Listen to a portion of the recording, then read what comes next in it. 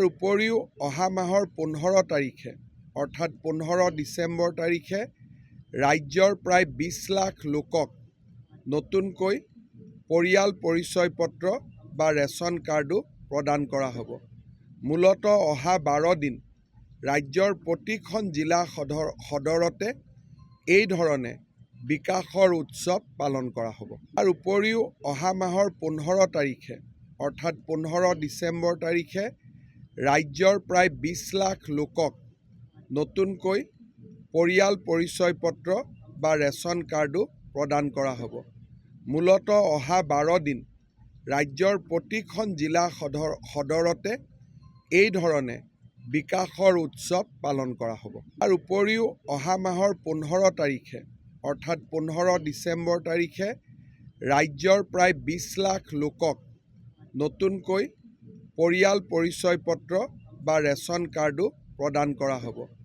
মূলতঃ অহা 12 দিন ৰাজ্যৰ প্ৰতিখন জিলা সদৰতে এই ধৰণে বিকাশৰ উৎসৱ পালন কৰা হ'ব। তাৰ উপৰিও অহা মাহৰ 15 তাৰিখে অৰ্থাৎ 15 ডিচেম্বৰ তাৰিখে ৰাজ্যৰ প্ৰায় 20 লাখ লোকক নতুনকৈ পৰিয়াল পৰিচয় পত্ৰ বা ৰেচন কাৰ্ডো প্ৰদান কৰা হ'ব। মূলতঃ অহা 12 দিন ৰাজ্যৰ প্ৰতিখন জিলা সদৰতে এই ধৰণে বিকাশৰ উৎসৱ পালন কৰা হ'ব। তাৰ উপৰিও অহা মাহৰ 15 তাৰিখে অৰ্থাৎ 15 ডিচেম্বৰ তাৰিখে ৰাজ্যৰ প্ৰায় 20 লাখ লোকক নতুনকৈ পৰিয়াল পৰিচয় পত্ৰ বা ৰেচন কাৰ্ডো প্ৰদান কৰা হ'ব।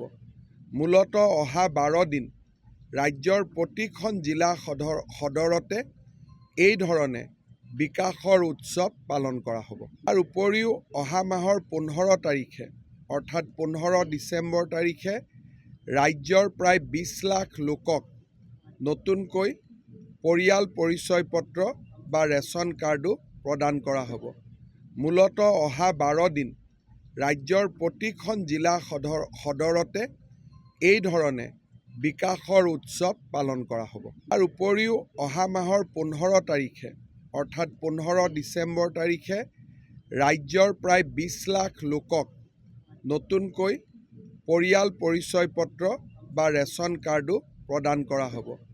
মূলতঃ অহা 12 দিন ৰাজ্যৰ প্ৰতিখন জিলা সদৰতে এই ধৰণে বিকাশৰ উৎসৱ পালন কৰা হ'ব। তাৰ উপৰিও অহা মাহৰ 15 তাৰিখে অৰ্থাৎ 15 ডিচেম্বৰ তাৰিখে ৰাজ্যৰ প্ৰায় 20 লাখ লোকক নতুনকৈ পৰিয়াল পৰিচয় পত্ৰ বা ৰেচন কাৰ্ডো প্ৰদান কৰা হ'ব।